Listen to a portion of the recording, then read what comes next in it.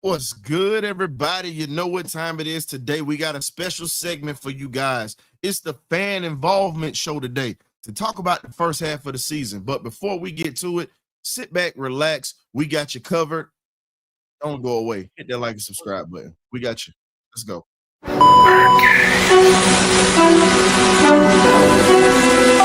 y'all, this is it.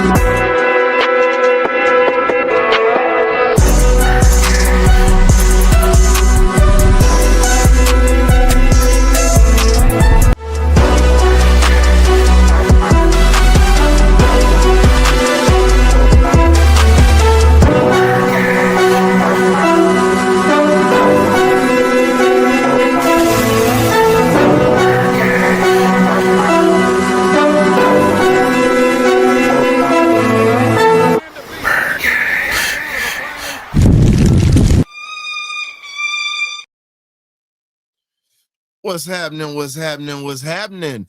Let's go ahead and get this thing started, man. We got the magnificent Birdcage crew in the building. We got K-Dub and we got Graybeard in the building. What's going on, fellas? Going on with your What's going on? historian? What's How you going on? doing? Great to be in the building. The historian and Gray Beard once he gets his spring together down there. But hey, look, going into it, I'm happy. Let's get into it. I'm ready to get into it. Fan interaction, and everything. Yeah, man. Good to be in Dubai after a huge win against the Commander. Man, we needed it. Get some rest in, man. Hopefully, we can get back to it, man. To start week. Yeah, definitely got to get this thing right. And we also got to get this win that's coming up.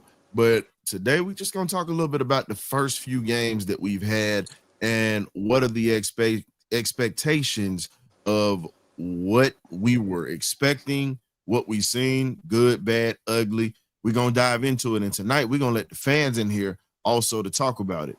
That's the reason why we're having the fans interaction show on the bye week tonight. So we're definitely getting ready to get to it, man. You know, we out here trying to get some things right, but I had to get a few things right or whatever. So let's get to it, man. So the first thing that we're gonna talk about tonight is pretty much how the Falcons have fared this season so far.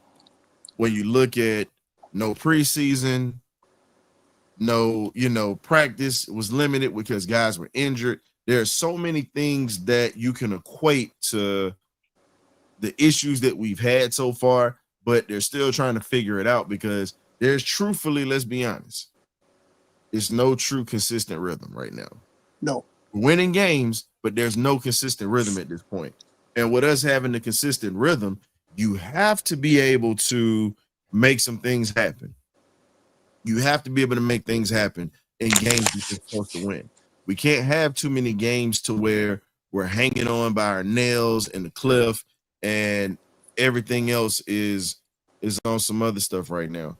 But in your own words, I'm gonna let Graybeard start this week. How do you feel with all the adversity that we've seen so far, how they've handled it? Well, in my opinion, I wanted to at least go into the bye at least 3-1 or 2-2. We definitely didn't need to go 0-4 or 1-3 because to me, in my personal opinion, even though it's young in the season, it would have been a tall task to climb for the team, especially with the lack of continuity on offense and then being so rusty without playing in the preseason. To me, I think that would have been a tall task for the team. But luckily, we made it to 2-2. I think now, in my personal opinion, it pretty much the season pretty much went. I think as some people were expected, especially not playing in the preseason. I mean, you didn't give your first team offense no rep. I mean, we seen more of the defense more than the offense, especially with the rookies of Jalen Walker and James Pierce. So it to me, I think like I do agree with you, the continuity and the consistency with the offense, especially with the play calling, the miscue we had with not getting the plays down in time for us getting like delay of game and false start and all the other stuff, man. I just think that could have been ironed out a little bit more if we would at least played a series or two in the preseason to start getting that continuity, that rhythm. So therefore, I think that would have helped out. But you know, in my personal opinion, hey, we're 2-2. Let's just see how the ship gonna fail in week 6. So K Dub, with how do you feel that the leadership has gone within these first few weeks? I want your opinion on the leadership of this team. And I'm speaking on the coaches and the front office specifically. Well, I mean, they've kicked themselves in the butt a couple times in some of the decisions they've made, but I mean, they basically have been they have good decisions, but they've made some poor decisions. They made the great decisions to you, instead of putting somebody else in front of them. So those are some great, like I said, coaching decisions they did make for his roster decisions. But for his coaching decisions on the field, uh, it's been lackluster. The guy, saying he didn't know that he could uh, do benefit if he wasn't on the bench, not on the bench, but on the side where he can speak to his players in their face and communicate better. I mean, I don't understand why would you think communicating from the booth on a headset through a microphone or a telephone is better. I don't know, but that's what he thought. But now he's finally had the smelling salt, and now he's woken up to okay, now I can be on the sideline, so you need to stay there. And some of the coaching decisions that Rod's made so far, it's been kind of skeptical. But like I said, it's a long season. I'm not gonna poo-poo these guys. I'm trying to keep your head up and continue to keep coaching best as you can. Keep making the right decision. Keep pushing the right buttons. You go out and beat Buffalo this next game, and you're the toast of the league. Don't read your press clips. Keep it even keel moving forward. But as far as the coaching, they got to do better. You got to coach better. I keep saying that week to week. Continue to coach better. Coach Mm. better. This past week, how the consistency we were talking about moving forward going to be. How the consistency from uh, the game we just at Sunday to Monday night. How does that look? You know what I'm saying? How's that gonna look? So that's what I'm willing to see. But right now, I'll give the coaching staff probably like a C minus right now overall as a coaching staff so far, a C minus. I was Mm. gonna give him a flat out D. I mean, there's no But I way. mean, that's I'm just saying, but there's no way we're getting delay of game after a timeout okay. when the play should have been established right then and there. I mean, like I do agree with you. It's a long season, and I know they'll get this thing shipped out. But from a coaching standpoint, man, you coming out of a timeout, that play should have been there right then and there. Now, luckily, it didn't happen the last time, but we can't just keep that as a habit because later on in the season in the crucial game, 5 yards, the way our special team get going, can hook a left or can I'm hook a not right. blaming a lot of it on. No, I blame a So lot of it on not having the preseason. So you're working out those Yeah, kinks, but we'll see I how it agree. goes. I I'm agree, gonna be man. honest with you. I know we all talk about the preseason, but I'm not blaming it on that. I'm gonna call it for what it is.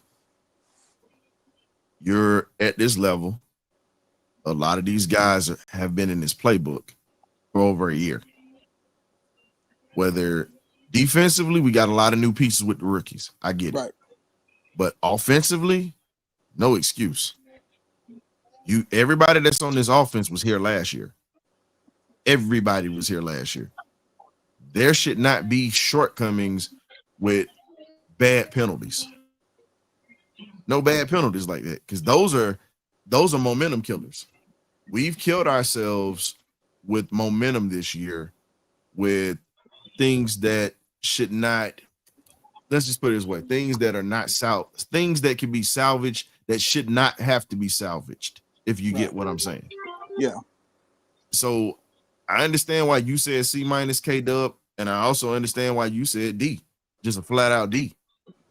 I'm kind of in that mode of a D, and the reason I'm saying I'm in the mode of a D is because of the fact of I would have given them a C, but it shouldn't have taken that long for Zac Robinson to figure out that he needs to be on that sideline with those guys. He does not command that presence of that offense just yet to where he can sit in that booth and actually call plays like Shanahan did at one point.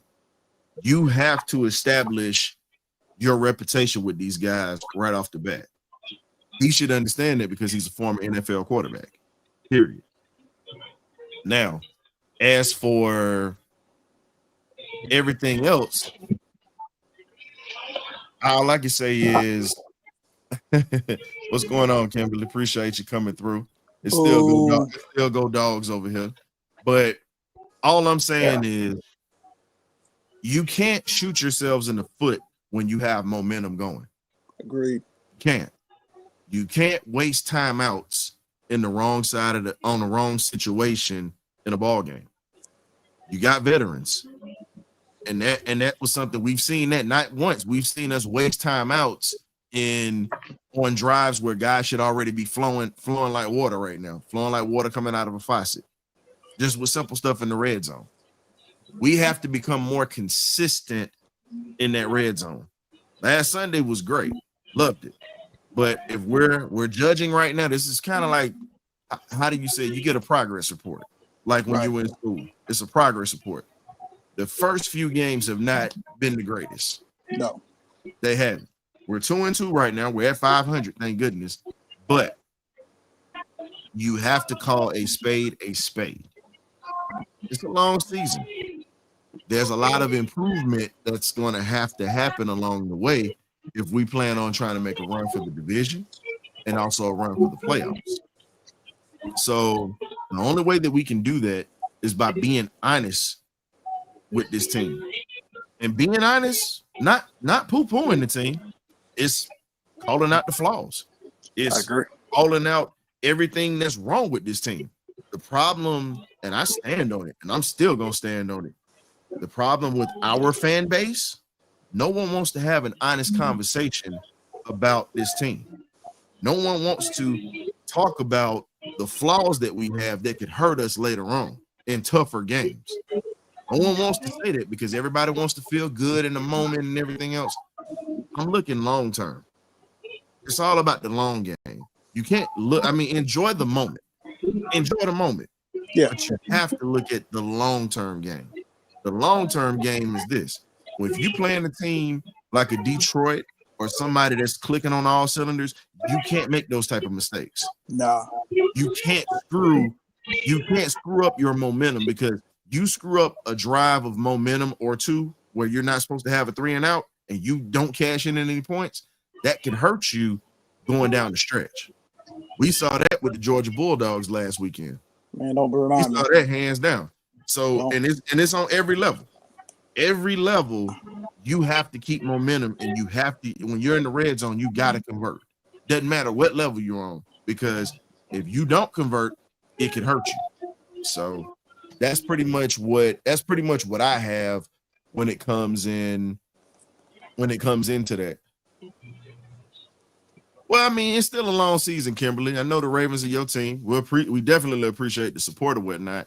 Y'all have our old offensive coordinator in Todd Monken, and it's just a lot of issues that have to be ironed out. Just because you started a little rough don't mean it's gonna end that way. Because we know teams that started off hot and they fall off. So it's still a long season.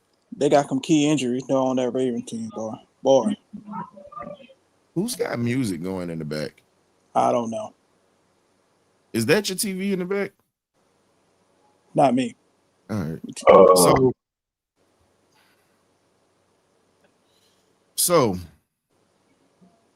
the Falcons are 2-2 overall, and they're 0-2 in the NFC South race.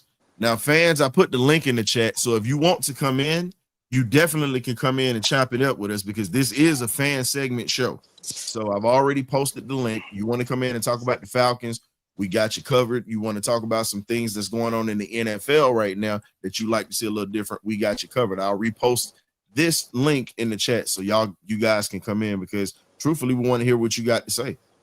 We definitely got to say it. But what's going on, Big Larry?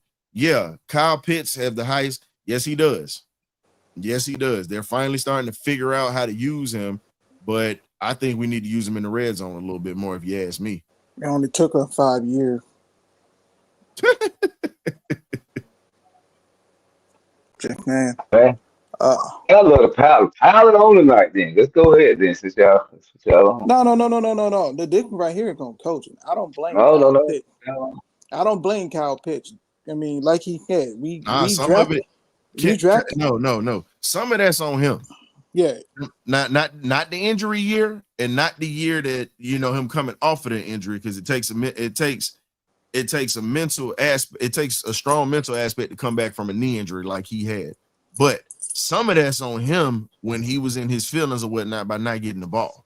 But at the end of the day, he's starting to figure it out now because he's being targeted, and now he actually wants to block. So I can understand where K-Dub frustration comes in at, because we were like, where the hell was this at when this dude was here and he had opportunities to show that before the contract year. I agree.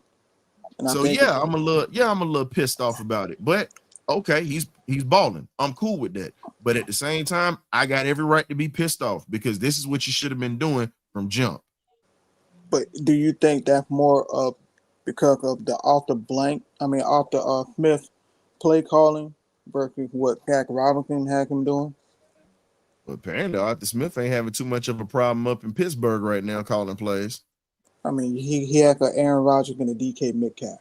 But even last year when he had a Russell Wilson and a Justin Fields, think about it. He still 2 Super Bowl winning quarterbacks. But he also had Field before Rodgers and Russell Wilson got that starting job. Justin Fields was the one that was leading them down the field because they came in our house and beat us. The first game of the season. TJ Watt had a winning record as the starting quarterback in Pittsburgh. That's what people forget. TJ Watt. All the quarterbacks that Smith had here were not as good as those quarterbacks. That's what I'm saying. I agree. Yeah, poor quarterback play. Quarterback play here. Now that we have a real bona fide quarterback, now you see the guys start to play like we did when Matt Ryan was here when you had a bona fide quarterback. But here's the one thing that this bona fide quarterback got to start doing now. He's got to also start going through his progressions a little bit better too, because he's also missed some things on the field and he's not absolved from anything, because we saw that in the Carolina game. We saw that in the Tampa game. And we understand it's your rookie year, but for a guy that played that much football and that's been groomed in a Ryan Grubb offense with Kalen DeBoer, which we saw last week with Ty Simpson or whatnot, you have no excuse, but it's just basic fundamentals. Go through your reads. But speaking of going through reads, y'all, guess who that tapped in? What up? We got the cricket deacon, John Harris, in the building. Oh. He passing the collection plate tonight. Soon as you said quarterback, K-Dub, you see how this joker pop out? Anytime you say that word, he just popped out. Out of nowhere. Let's go, John. Out of nowhere. Get on in there. What's going on? What's going on, John? How you doing, welcome. Gentlemen, good evening. We have arrived at the bye week.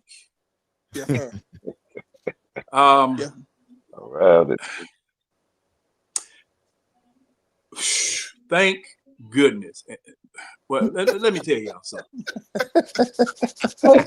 Never Right. underestimate the power of a size 13 hobnail boot in somebody's rear end. Yeah. Congrats! And I got to shout out every content creator, every fan, every wannabe fan, every bandwagoner, every pretender for hanging foot in the Falcons' arse last week for that performance. You can say ass on here. It's free. It's just the MF words. The Okay, all right. Well, hey, man. You know, it would be best that I censor myself because, see, you know, we just did a show last night, and I'm still fired up about that show we did last night. I was watching that show. I was watching that show this morning. I was like, man, they were going in. Yeah. Hey, man. Hey, FCC, they sleep. They ain't gonna be able to find nobody. They sleep.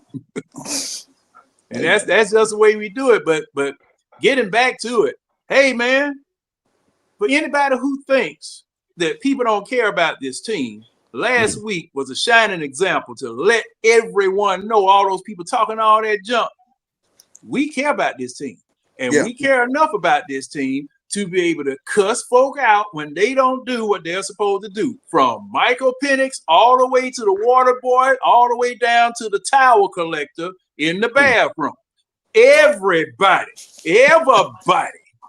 is responsible for this loss. And we railing on everybody. And that's what fans are supposed to do. I always post this dude, Vic DiBitetto, from the New York Giants. Now you think we go in? Woo wee! Vic DiBitetto goes in as he should. Giant, huh? As he should. Yeah. Hey, you know they won, and he still didn't give them no slack. And see, that's what you got to do. Now this bye week, and I want to go into this right quick, and see, I'm going to do this on your show too, Ryan. Because I did it on mine, but I'm going to do it on your show. I got a proposal for the bye week. Because it doesn't make sense for the bye week to be from week 4 all the way to week 14. That is unfair. That is wrong. What they need to do between week 7 and 9, or 7 and 8, or 8 and 9, you got 32 teams in the league. Half of the teams play week 7. Half of the teams play week 8. The ones that play week 7 are off week 8. The ones that play week 8, they off week 7. Make it inter conference week or interconference time where everybody crosses over during that time. But make the bye weeks toward the middle of the season for everybody. And then rotate the early bye week. You get the early bye week this year. You get the late bye week the next year. But it's only 1 week. Only 1 week. Because if you look at it now, we got a bye week right now. Yeah. We got to go. If we do not win the conference and have the best record in the conference, we got to go all the way through to the Super Bowl if you don't win a wild card. All the way. No, well, even if you do win a wild card, you got to go all the way to the Super Bowl before you get a break. We know that. From here. Yeah. This ain't that new. That's why you got to have great depth and stay healthy. That's what it's all about. But see, this is the thing. It is unfair. Sometimes it's fair to you. Sometimes it's unfair because of where they put you at the bye week. But if your bye week, if everyone's bye week, it's unfair year for us. K-Dub, you were breaking up a little bit. Unfair year for us. What did he say? Unfair year for us. That's all. Yeah, but see, that's the thing. Eliminate that. Put the bye week in the middle of the season for everybody. Make it even for everybody, and let the chips fall where they may. I mean, I agree with the proposal, but They won't even change the overtime rule. I guarantee you they're not going to change the bye week. What they've been changing the overtime rule every year. Because see, it's different this year than it was last year. Because see, now both teams get the ball whether you score a touchdown or not. Oh yeah, that's true. Yeah, they've been fiddling with that ever since. And same thing with the kickoff rule and all this other stuff. But I mean, there are some, just like us. We just won a game against Washington. All right, just won a game against Washington after having lost the game in just ignominious fashion to Carolina. All right, now we on a roll. But guess what? Timeout. Yeah, okay. Y'all got to go on vacation. Hey, John, but this other thing you got to think about. Look, I'm not going to ever apologize about a win and however I get it. You get what I'm saying? Never going to apologize for that. But the one thing that, like I said, you got to take advantage of games like that. JD5 wasn't in. Terry McLaurin wasn't there. You know what I'm saying? Mm-hmm. Austin Eckler wasn't there. And we already know they gave us a fight last year with those guys. And they started to get continuity. And then that's when you saw the injuries happen. I'm never going to apologize for that. You get what I'm saying? I'm never going to apologize for that because at the end of the day, it's all about wins and losses. It doesn't matter how you get it because, again, if you have a good record and you suck in the division, you still can get a home game if you got 11, 12 wins. You get what I'm saying?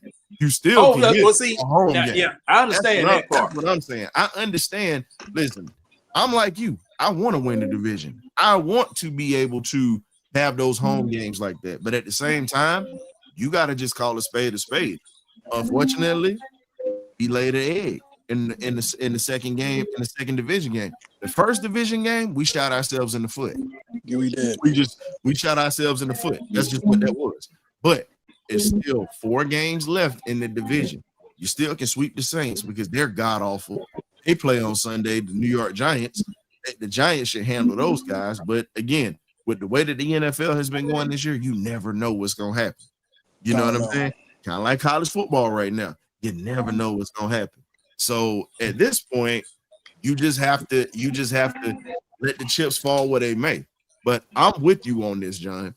I think you should. I think you should not read your players' clippers. I think you should keep this team grounded because it seems like they play better when nobody is patting them on the back and kissing the babies and everything else. It seems like they play their best when they're doubted. You notice that? They need to be doubted. Oh, well, see, every week. Every week they need to be doubted. Yeah, I know. We need to doubt them. I'm doubting it for Monday night. Y'all ain't gonna do. Man, hold up. Y'all can't stop. Wait a minute. Hold on, John. I got it. I can't do no Jackson. Y'all can't hold. Hey, how about that? Let's go 5 minutes. Listen, you know damn well you ain't doubting nobody because you always screaming, I don't want to poo-poo the team. Nah, you ain't trying to do that. He got you on that one. You ain't trying to do that. We know you ain't trying to do that. Now, if it's Gray Beard or me, hell, I'll be the one that can be that guy. You ain't doing that. We know you ain't doing that because you just got in here. Oh, I ain't gonna poo-poo the team. I'm conducting that train. We are good. We are all right. You ain't gonna do that. You ain't gonna do that. I never said we all right. There was don't start that now. There was a commercial that used to come on Saturdays. College. Mm-hmm.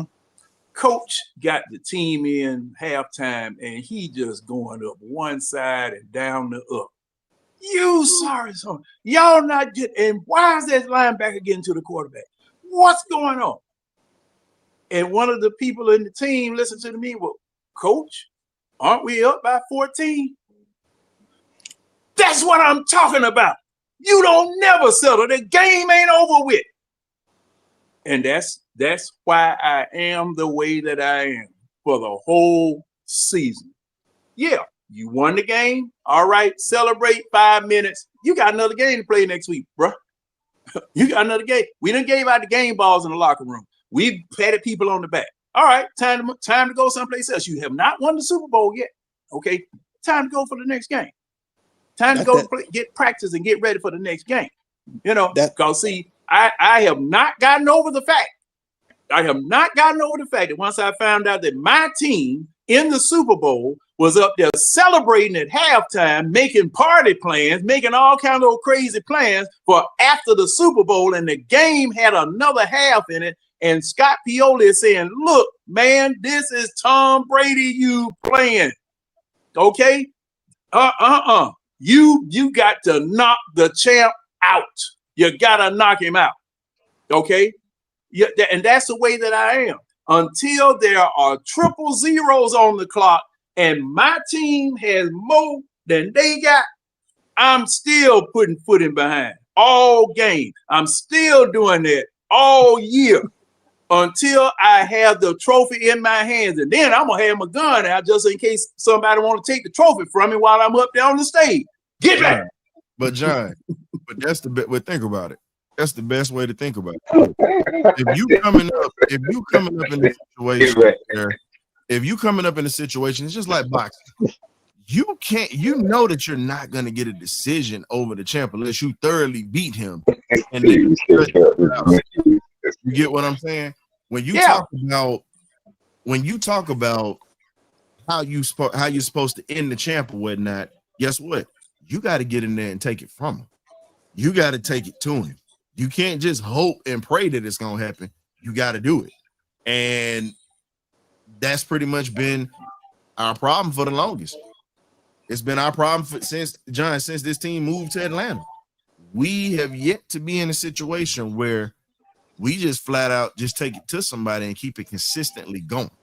That's been that problem since 1966. True. Yeah, we've had good teams, but guess what? When it mattered, you see these guys just fall back. Now, if you lose a close game in a fist fight, I get it. But we've seen teams just fall back and just forget how to play ball at certain points of games. And it happens. But we've seen it happen more than none. We got good examples. Hell, you spoke on the 2016 team. Let's talk about the 1998 team. Let's talk about the 1991 Falcons. Let's talk about the 1980 Falcons, if we gonna be honest, because truthfully, that team there should have been that first Super Bowl team. Because after we lost to Dallas, guess what happened? That same Philly team that we beat earlier that year in their house, they beat Dallas. Yeah. And they had a horrible record against Dallas that year. Wilbur Montgomery came off the damn training table to play in that game and had over 100 yards. And he had the record for the longest until I forget the kid's name. Well, Saquon Barkley broke that record, but Wilbur had the most yards in a game in a playoff game at that time. So again, that was a team that we pretty much had owned that year. Let's be real. We owned the Philadelphia Eagles in the late 70s, early 80s. We owned them. It was just what it was.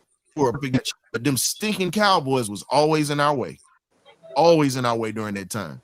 But look, you fast forward now, we just can't get out of our own way. And as you always say, John, guess what? The Atlanta Falcons' worst opposition is the Falcons.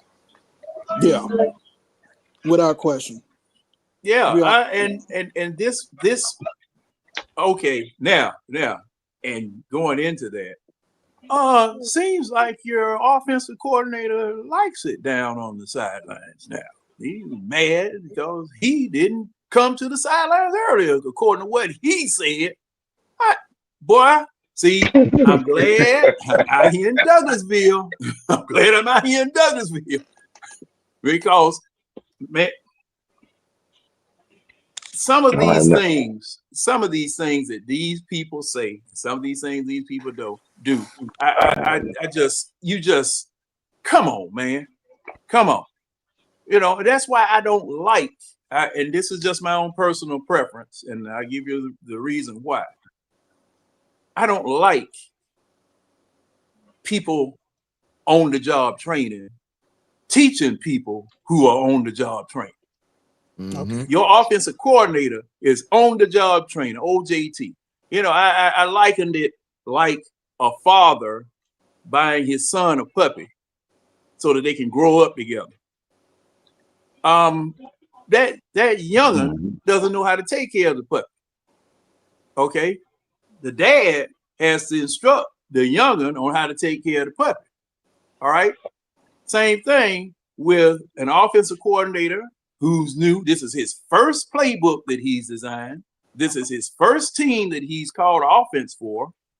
This is a rookie quarterback who you're introducing into the league. Now, you don't even know if your offense works or not. You don't know the ins and outs of your offense.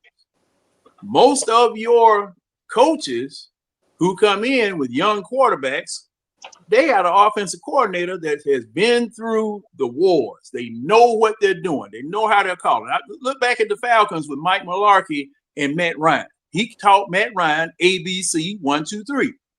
Okay, brought him up.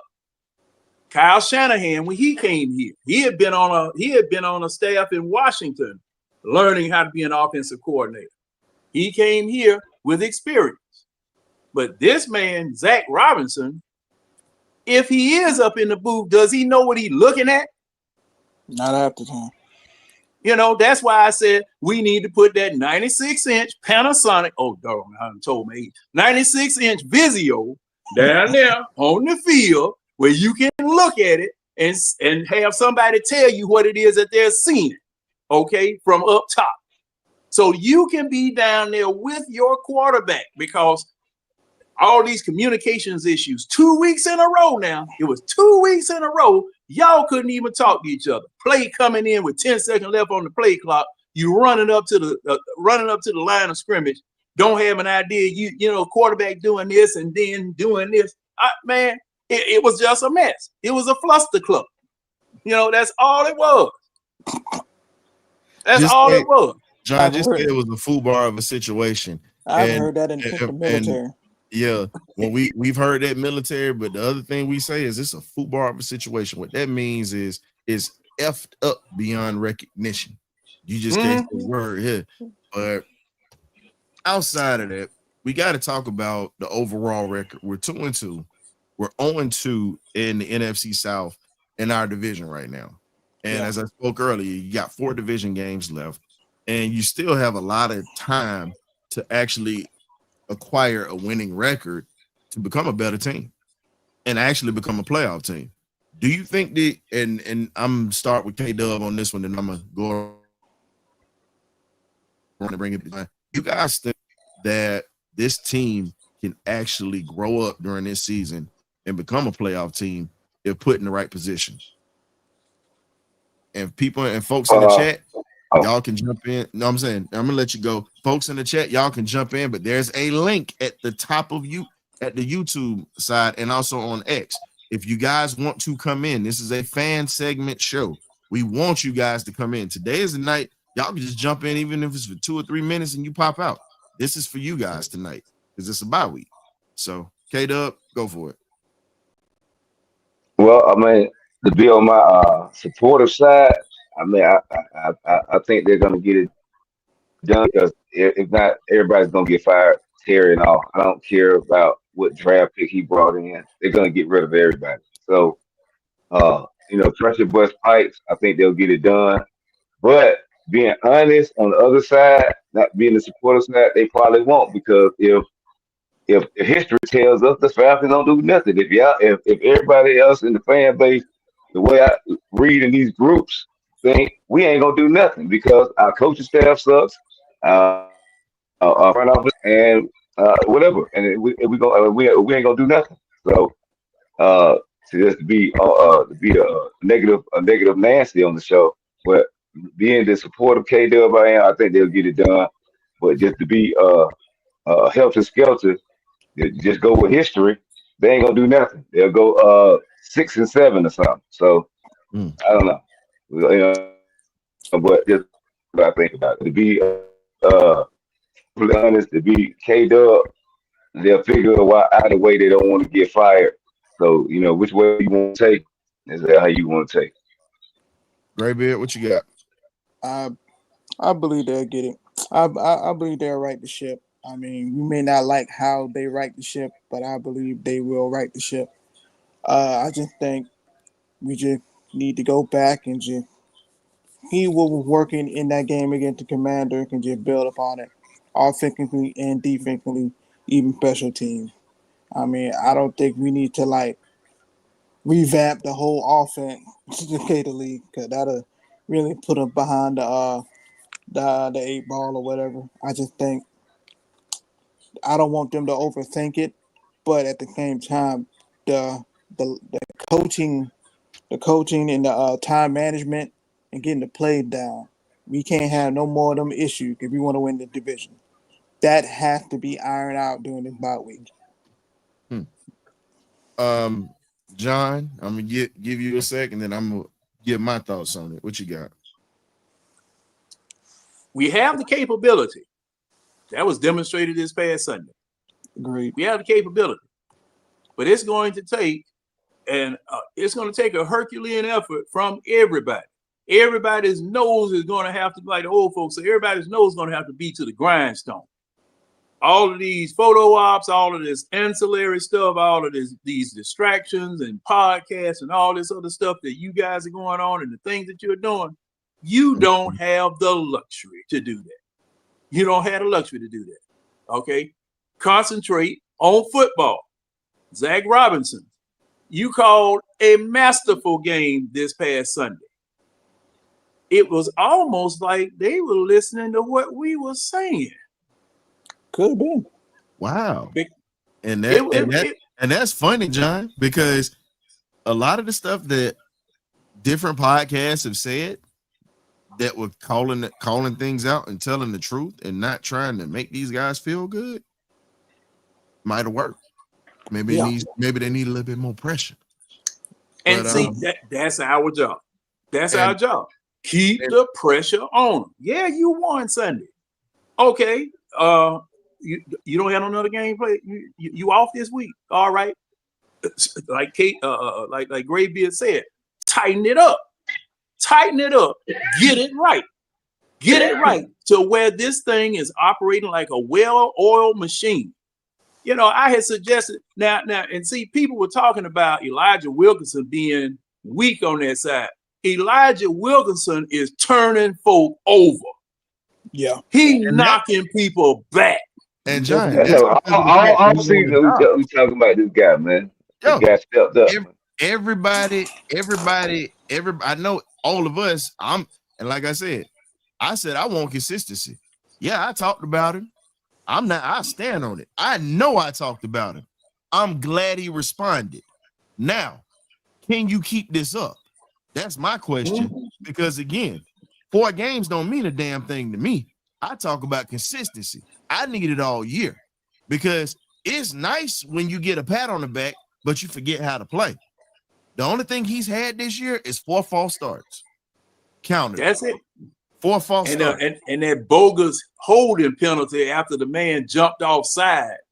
But that was officiating. Look, I can stand on the fact and say, you know what? Okay, so far I won. I'm not conceding to that until the season is over with. Because guess what? You got to play for the rest of the season. Now you have teams that have more footage on you now. So guess what? Now that they have footage on you, strengths and weaknesses, let's see what you do during the rest of the season when people can plan for you. Period. That's all I'm saying. What's up? What's good, man? That's we can't even see your face, man. Yeah, I know that's got to be rich. Yeah, that got to be rich. He in the shadows as usual. He in the dark, man. All we see is a silhouette. All I see is the lights on. Boy, man, it seems like I'm gonna say we barely see you, but welcome back, Rich. There you go. Look like you had on the nightlight, man. There we go. We got you in here. We can actually see you a little bit better. What's good, man? Rich, what's going on with you, my guy? Nothing much. I ain't gonna be long-winded today because I do gotta hit the club later on. He got a performance. That's why he's saying that. He got a show. My bad, man. Do your thing, pimpin'. Shout out to Kid Richie out here getting it in, man. Get that money, my guy. What you got? Oh, that's Richie. Yeah, that's Rich. Oh, Yeah, man, he got Dirty Falcon up there, and I couldn't see him because he was, incognito. Oh yeah, nah, that's my podcast right there. Okay. He finally got it up and running now. Good looking, man. Good look. What you yeah. got? What's up? What's up, Rich? So Rich, I got to give Elijah Wilkinson MVP, and I'm gonna tell you why. Because when I was listening, because I like to troll the other teams in the South, so I go listen to their podcast and their interviews and stuff.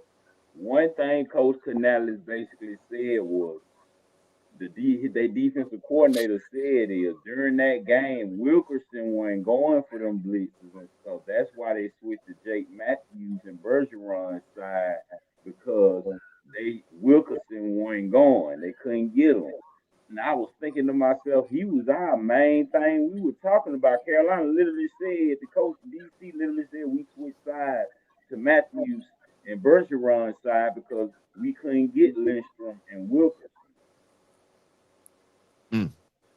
So they thought they was going to beat up on the rookie, and he not the rookie, but the first. Yeah, a guy that's a veteran that's been a practice squad guy, but he's had some starts. But like I said, got to give him his credit because the first 4 games, okay, he been doing his thing. But Rich, like I told you before, I got to see it all year.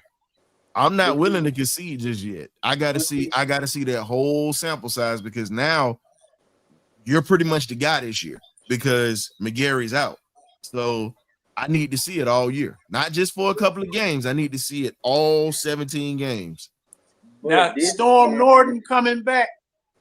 He should be back later in the season. He's got later on. Oh, okay. Yeah, it's gonna be later on because he was out for like. I think he's kind of close to coming back though. Yeah, he probably be back in about close to coming back though. About middle of the month. They said he can come back after the bye week, but I wouldn't put him in though. I wait. But I still would. He'll just back. When he come back, he'll just be backing up. I wouldn't move Wilkerson. Wilkerson, you stay consistent over there. Exactly. You don't want to mess up the chemistry. But you know what I've really been screaming though? I'm not really mad or upset about any of these games, truth be told. I only one I'm really mad about is Carolina, but other than that, I'm not really mad about the other ones. Because what I keep screaming is I'm not really looking at nobody team till week 7, week 8, because I know how these teams is. Just because they get off to the real teams don't really get off to a fast start, except for Philly. Do you really think in 7, 8 weeks you think Mahomes ain't gonna be clicking? You think the team, the LA Rams, that's the only thing that scared me about the Rams. The Rams scare me more than the Bills. Because I know by week 12 and 13, the Rams in playoff mode. Yeah. Well, they already if you want to be honest, they already in playoff mode because think about it. It took a blocked field goal from Jordan Davis to win that game for them because the Rams literally was gonna kick it and walk off with a win and still won in Philly and over in the link. But because Big Boy blocked that field goal, picked up and ran into the house. That pretty much saved them in that ball game. But see, that's what I was saying about, like, we complain about a lot of the stuff the other teams been doing. Like, a lot of these offenses are not starting off blazing hot. And I think it's because some of the OCs do want to save some of their playbooks for later on in the season. That's why A.J. Brown and Smith so mad because all they doing is just running, basically. You see what I'm saying? So it's like, I don't think that they're neglecting their 2 wide receivers. What I think is if we can win with running the ball, why even weaponize y'all yet? But you just got an ego, so you're not really understanding it from a team aspect. It's still early in the year. That's why I'm mad with us, because right now it's still early. If we can win, we could have won every game by running the ball. We didn't even really have to throw a pass. I agree. But none of these teams could stop our run game. Not one of them. We just went away from it. But Rich, here's something else that we got to talk about too. And this is something that I've been wanting to talk about. Zac Robinson is so stubborn to a fault. Think about it. pistol formation. We're still running 6 yards deep in that backfield. And But Washington Washington wasn't able to do anything with that. And I give it to him. He got creative with certain things finally. But my thing is this. You can't just run out of pistol 85% of the time. You're going to have to start running under center. You're going to have to start getting a goal line sets or whatnot where you're able to run. He did understand about 4 or 5 times. So he's trying. I give him that. No, I understand you. I understand it. That's his favorite thing to use. I understand it. But you have to have different formations and different sets or whatnot.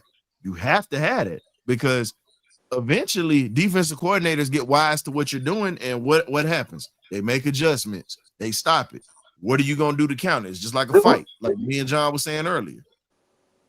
But see, you know what do the LA Rams run out the pistol all day long like that?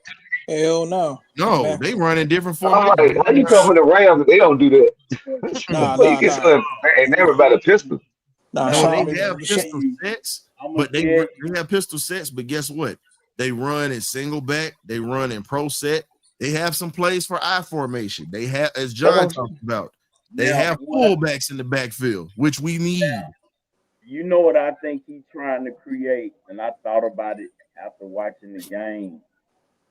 What he's trying to do is run variations of different formations out of the pistol, meaning spread looks, bunches, trips, pro set. He's trying to do all that out the pistol.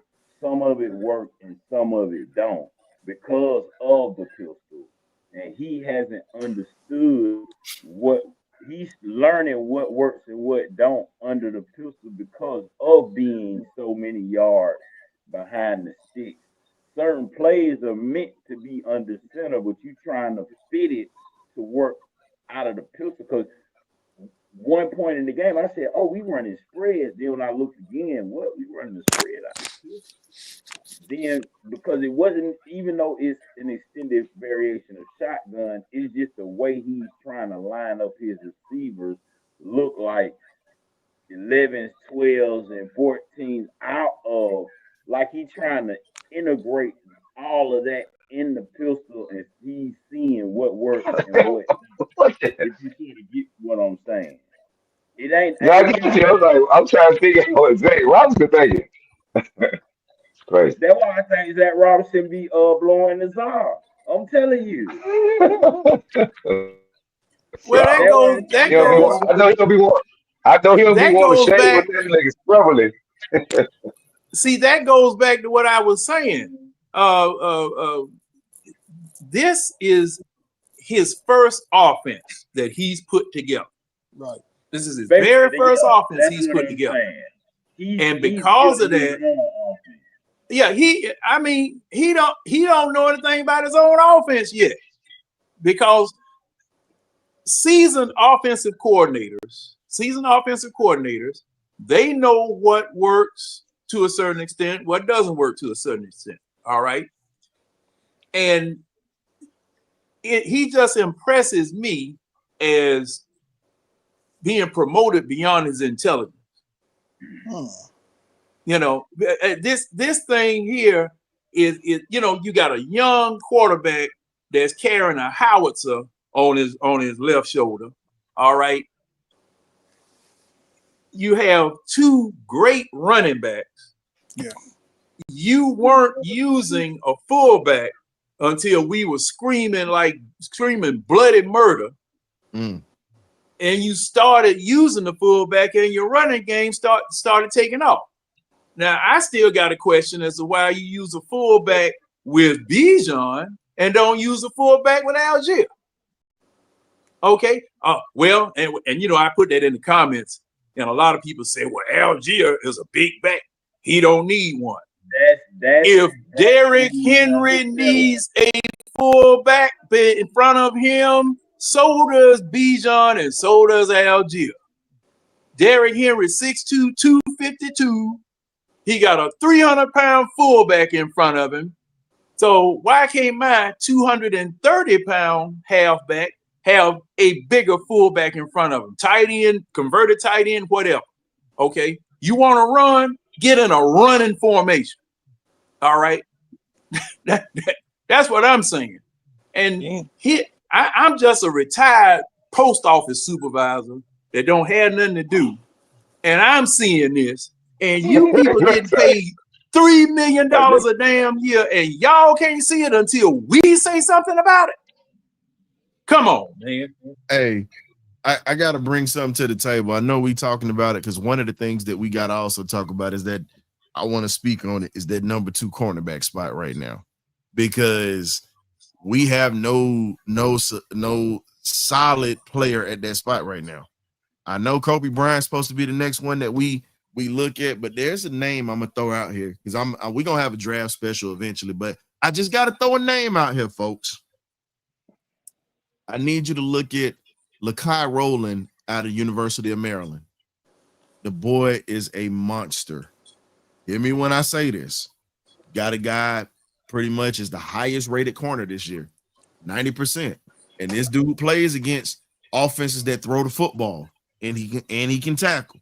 So again, I'll have a breakdown for him, but that's the name I need y'all to look out for. My college football fans that's out here that's tuning in right now, take a look at that kid. We talk about a number 2 corner. If we can't get much out of Bryant, you bring this dude in to bring some competition, but he's draft worthy. Trust me when I tell you this. But you think he'll be available for us because we won't have that first round? Nah, you can get him as a second rounder too. They don't have him graded as a first rounder right now. But by the end of the season, he should be a top corner. But we don't know how this draft is going to shake out. But that's a guy Atlanta need to keep an eye on. I just leave that. But getting to the secondary, because this is my next topic that we're going to talk about. We've got to address the elephant in the room. I already know who it Young pups are outplaying the older players. We get AJ Terrell back during the Buffalo game. Thank goodness. But we don't know how that soft tissue injury is going to linger because, he took the rest, but we know that's going to be a nagging injury all year. He can re-aggravate it. Hopefully he doesn't. But Watts and Bowman have been balling in that secondary. Been balling. And then and JB3, I hate to say it, has taken a back seat to the young pups, which I'm happy about because guess what? He gets to be in the box. He gets to tackle. He gets to do a little bit more.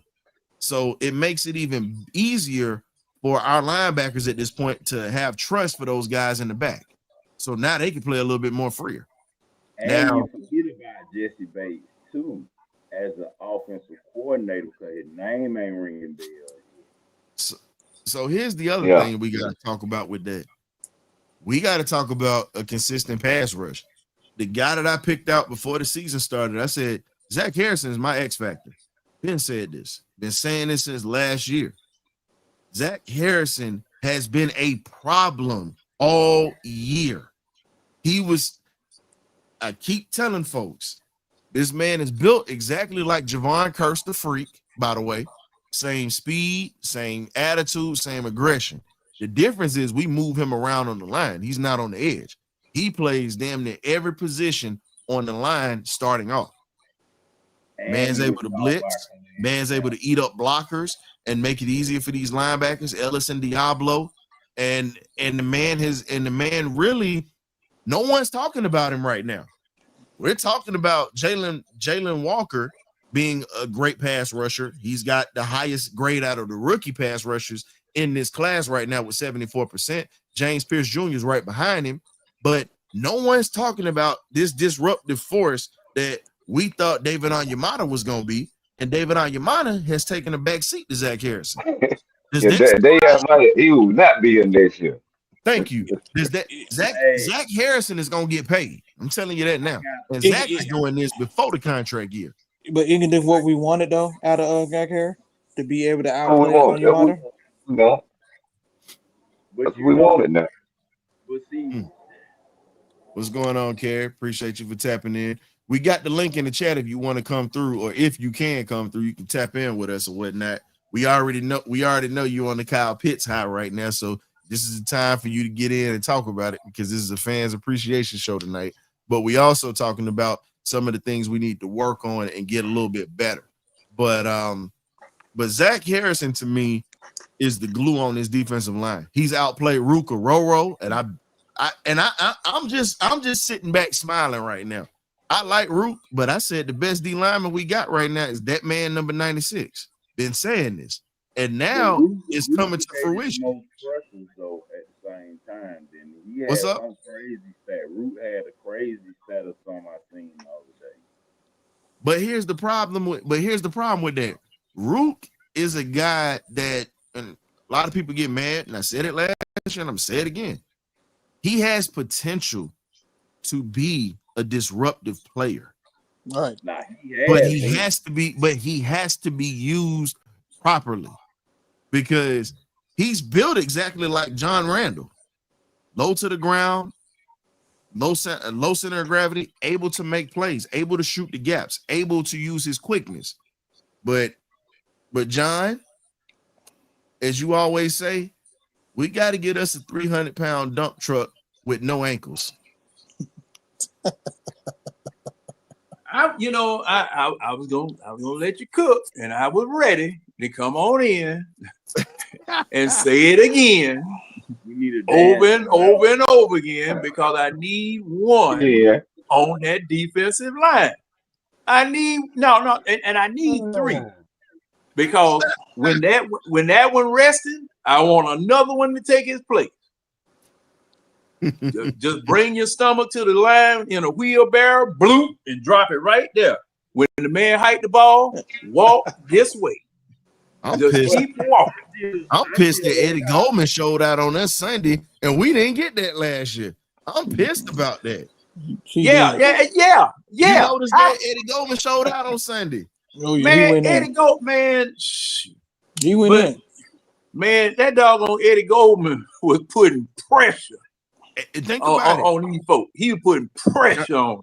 Hey, just think about this, fellas. Eddie Goldman, literally, let's get this real. There was a play where Bijan decided to try to cut back in the middle. Eddie Goldman wasn't having that. Oh, no, Eddie literally stood him up and just fell on him. All you saw was a belly flop. I'm just glad Bijan got up and he wasn't hurt. But boy, I sat back. I got nervous when he did that. I said, Lord, let him get up, please. Because I know it took the wind out of him. You got Lord, let him get up. pounds just flopping on you like that. Yeah. Yeah. And who turned him loose? Who turned him loose? The center. Our center got whooped. Now Ryan Nexel got whooped on that play. And here's the thing. He didn't even get a chance to hold him, John. When Eddie Goldman went in, think about it. He swim moved him and he gave him a shoulder right on the way through to get through. And all he did was just bear hug him and just fall on him. And just ate poor little old Bijan up. And see, that's why you got to have somebody at that center position that's a fire plug. You got to have a fire plug. Yeah. But think about it. That was that third and one play that they tried to run Bijan, because all of us, we got our own chat. We argue about this. We said, hands down, on short yardage situations like that, you got to give it to 25. Thank you. 25, it falls forward. It's very rare that you see him go backwards. Now, the only way he goes backwards is if somebody misses a block. And 9 times out of 10, even when they don't miss a block, he's still going to make it happen one way or another. And I'm not taking away from Bijan, but in short yardage situations, you got to use your power. And the reason you know what? I'm sorry. I had John, y'all got to work with me on this, because I know K-Dub and Gray Beard finna be pissed. And so, you know what? All of us going to be pissed. Hell, Kirby Smart did that BS this week. I don't want to hear about no block. When you got a 240-something pound back in that backfield that's averaging over 3 yards a carry. He should be the starting back. I'm really just like, I'm dumbfounded. On a short yardage situation, you use your big backs. You use your big backs. And if you're not using that, because Chauncey Bowens ain't no little dude either. Kirby did the same crap this week that just went by. He did the same crap. But See, but yeah. Chad still Jones. don't Chad Jones would have never even I played in that mean, game. look, Period. if Would never you got a don't, still period. I'm sorry, gentlemen, I'm sorry. yeah, I'm John, sorry. I understand what I'm they were sorry. trying to do. I understand what they was trying to do when they were trying to use speed. But my thing was, you got two. Here's my thing. You had those two freshman offensive linemen that was holding up in that game. I get it. Glover and Gaston was killing it. Shout out to Langston Hughes High School in Atlanta. Y'all are a great program, good pipeline of players.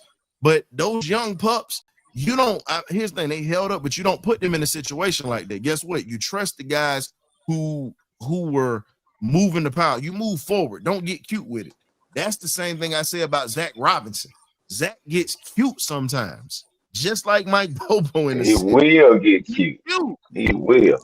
they quit that birth, man. They do the same At thing. least about 3 times in a game, he will get cute. I'd be Thank Speaking like, you. that reverse to Ray. I saw I'm him. like, Yeah, I exactly. went to the game. I'm like, he done got cute. I said that's the thing. I'm like, what the Yeah, heck? we all Rich. We all said this because we all was cussing. Everybody cussed in unison in the little chat that we got when we were watching the game. Everybody cussed in unison. Said, "Why are you getting cute when you see that you can actually run the traps and the counters and the dives? You're killing these dudes, and they can't stop this. Why are you gonna try to run an end around where you got 300 pounders that are able? And Dan Quinn's defense, you got to give it to them. They're able to shoot gaps and they're able to get there because Dan Quinn's defense relies on speed and power. Speed Dewan and power. Payne. Dewan Payne. Dewan Payne made that play. Cause I mean, you sitting up here, and this is the crazy part. They afraid niggas All to of try to your, find him a school in California, man. Nah, I ain't finna get rid of him like that. He can fix that well, Florida problem. Oh no, all No. he just can't start right now. Let Bowens keep going. That's my guy right there. But honestly, I've been impressed with I mean, our D I line. like. I've been impressed with our D line to a certain degree, though, Mm. because oh yeah, they all get of back there now. They get nah, back there. because all of them, cause see, and I got to give this credit to Nate Ali because Yeah, It's rotation, man. It's that because rotation. he said something in his interview that all us been screaming. He said he been scouting doorless since he was at Texas. He was like, I've been scouting he said when I worked in Texas, I was scouting doorless because he can play every position on that line. And if you notice how his rotation is, that's what I'm saying. Like Dorless, Rook, and Zach Harrison. If you go look, all three of them got some crazy type stat attached to them right now. Now, Zach Harrison is doing the best out of all of them, but we all said that because remember we said why is making him pick up weight to play whatever position that was they switched him to and let him just play natural. And that's one thing Nate Ali said. He said we putting players back in their natural positions. We not asking them to do something that we know they What barely know how to do. Dorless? And Dorless is from Texas. his I thought he came rotation. out of Oregon. Nah, yeah. he came Dorless out is of an Oregon Duck. Oregon. He's an But Oregon when Duck. he Yeah. was in Oregon, I think Nate Ali was in Texas Okay. at the time. Because Oh, remember, he would the have. D line was Okay. going crazy. Okay. Now they can't get Okay. started Gotcha. at all. But what he All right. said was he want waves of pass rush, waves of defensive lines. And we've actually seen exactly what he mean by waves because out of a lot of times you can have a good DC but not a good D line coach to know how to rotate players. Like how you say you don't like some of Zac Robinson personnel groupings because it looks crazy. Like why is this player doing this and doing that? It's the same way on defense. But Nate Ali and Ulbrich, see, I'm starting to think that the offense was sort of jealous that Zac Robinson ain't on the field because you got to sort of, when I mean by jealous, not like in a bad way, but when the reason our defense is so good, and I stand on this, is because Ulbrich is on the field. Yeah, he can ask his defense, what is the offense giving us? Oh, they giving y'all this look? Okay, well, Billy Bowman, you try this. Xavier Watts, you try this. Jesse Bates, try that. The offense, like, we having communication issues, and our coach still up in the motherfucking booth. Oh, excuse. Our coach still up in the booth. You feel me? Came out with it. Hey, you're right. You're absolutely right. John, listen. But he cooking though. He cooking. No, Bijan said something that made me feel that way. Bijan literally said the route that he got the 60-something yards on, they had already ran and they stopped it. So when he went back to the line, he asked Zac Robinson, okay, I tried this. What you think I need to do? He said, well, they're definitely going to be in man, so you do this. And what was they in? Man, that's why he was able to scoop past them. He said out his own mouth, Zac Robinson told him what position to be in to create the mismatch, which is something he can't say from upstairs because all he can do is give the play. He can't.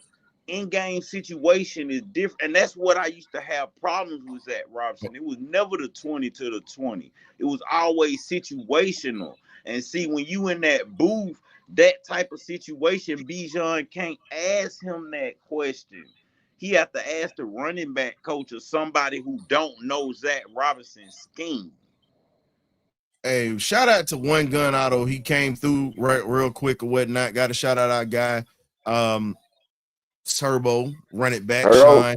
And he doing his thing or whatever. Appreciate you, Sean, for coming through. If y'all have car issues or car needs, please check out One Gun Auto on YouTube. Sean is a member of the magnificent Birdcage crew, but he also runs it back on Sundays by the name of Turbo. So check him out. He fixes cars, got some things going. Lastly, gentlemen, let's go ahead and wrap this thing up because hour 15 minutes, we here. Got a little something. Lastly, we got to say, the first 4 weeks have been an experience up and down with emotional highs and lows.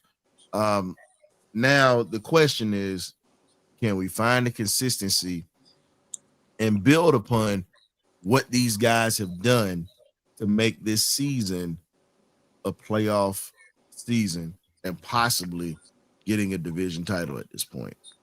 John, I'm going to let you start. Rich, Graybeard, K-Dub, and then myself, and then I'm going to close it out. John? Well, that's similar to the previous question that you asked, and I still say the same thing. What up, Kool-Aid? Tighten up. And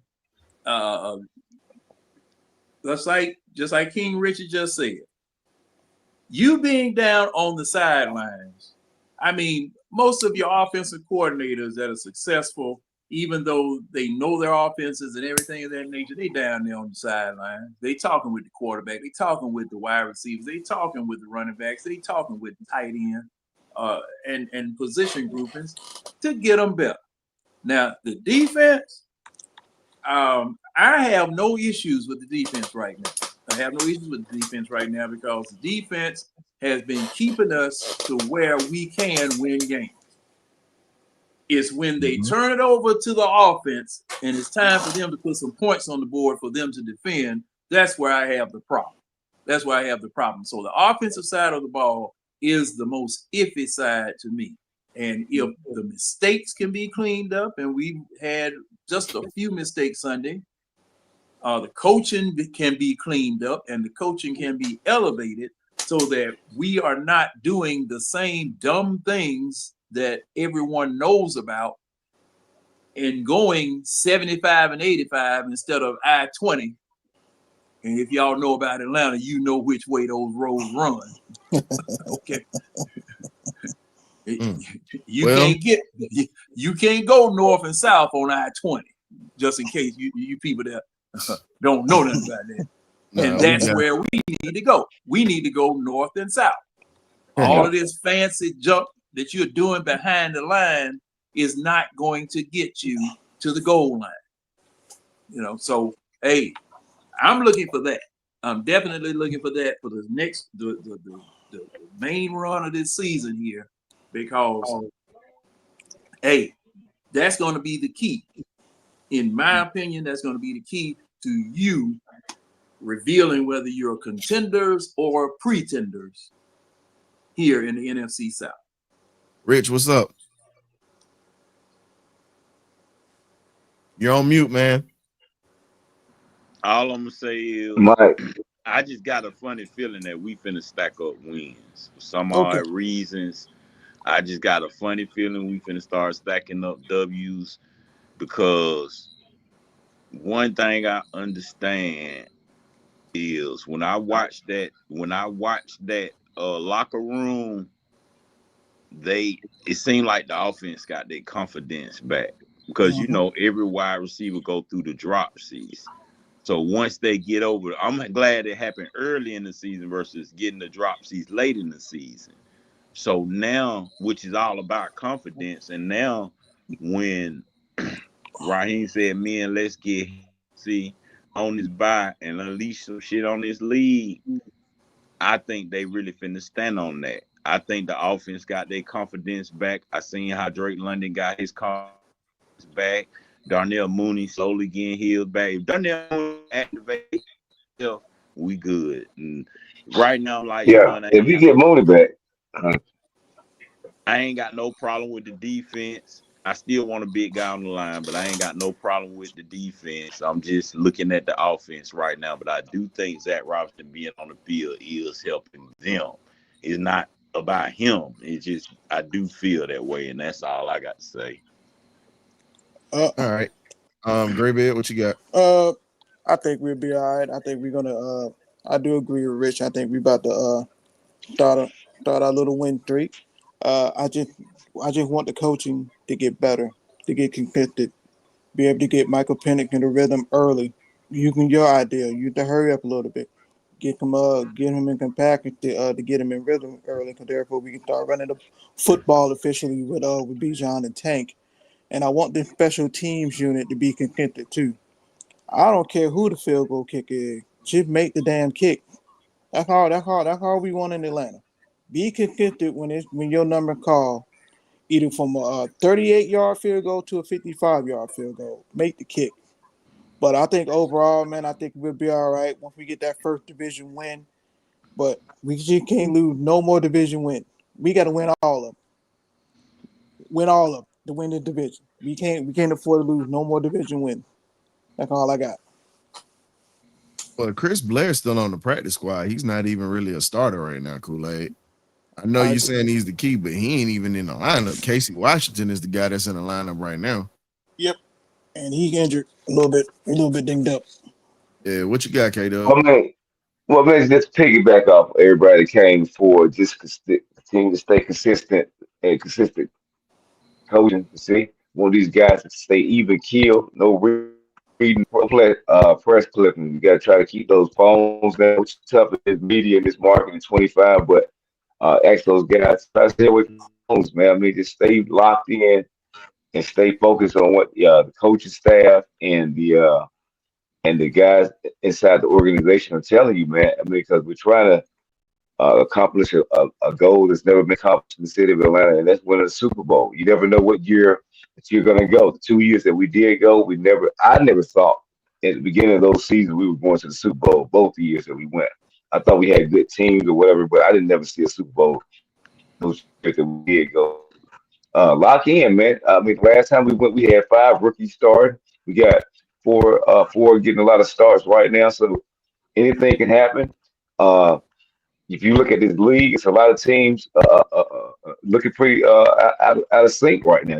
You got Baltimore 0-3, so I mean it's a lot of teams that wish they could beat the Falcons at 2-2. So I'm on the outside looking in, and half full, half empty. So hey, I'm gonna stay supportive. They get it together. And like I say, don't get too high and don't get too low. Even if we go beat Buffalo and the league gonna be singing your praises, still stay grounded, still doing the things that got you to the point and listening to the coaching staff and continue to get better each and every day, each and every week, and continue to build into that Super Bowl type team. I mean, it's going to be a week to week process. It's a long road to go, but I do believe we can get it done. That's all I got. Well, I just say consistency is the key. Just got to continue to keep grinding and just really just not shoot ourselves in the foot. When you have momentum, stop killing your own momentum. Stop strangling yourself. Allow your team to get better. Allow your team to build on the momentum. If you got a hot hand in the game, whether it's offensively or defensively, let them continue to stay hot until they're not anymore. Because if they can't stop it, keep it rolling. No need to change. No need to change it if it's working. You have to understand there's a ton of games left in this season. You have to be consistent.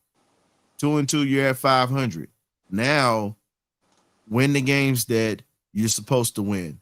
Fight like hell to win the games that you're not supposed to win and win those too. That's how you handle it. You handle business. Tough games, soft games, you're always up because your end goal is the long-term goal is to get back to the playoffs. And if we continue to stay healthy at this point, knock on wood, because we haven't had too many injuries so far, that right there is going to be critical. If we can get lucky and stay healthy, or if guys banged up, they're not serious injuries to where guys can't play, that is going to be crucial in Atlanta's success with continuity. So, lastly, I have to say I need consistency from my cornerback too, because these corners are being grinded up. Got to call it a spade. Call a spade a spade. D. Alford played solid on Sunday, but there were a lot more moments that he got grinded up, him and Mike Hughes last Sunday, that they shouldn't have been. And we're not even in the meat of the schedule yet. So currently, K-Dub gave a C-. Graybeard gave a D. I'm on with I'm on board with Graybeard because of the reason I gave a D was because of the inconsistency. Now, we still have 13 games left. 13 games left. You can it's just a progress report right now. We definitely have to get everything right to make things better. So I'm okay with it. Let's roll with it. Let's get these wins and let's have some fun. John, go ahead and tell the folks where they can find you, and also Rich, you tell the folks where they can find you at, definitely, so they can tap into you guys' channel. Oh, y'all were giving out grades earlier. Okay, I guess I missed it. There's just a progress report right now. Just a little slight progress report. But tell the folks where to find you at. You can find me on the eye test every Wednesday night at 10 o'clock. And we'll run until we can't run no more. Come on in and discuss Falcons as well as other sports and have a good time, because we'll start out with the Falcons and ain't no telling what we're going to end up talking about. You ain't lying about that. And my grade is an Atlanta Public Schools D.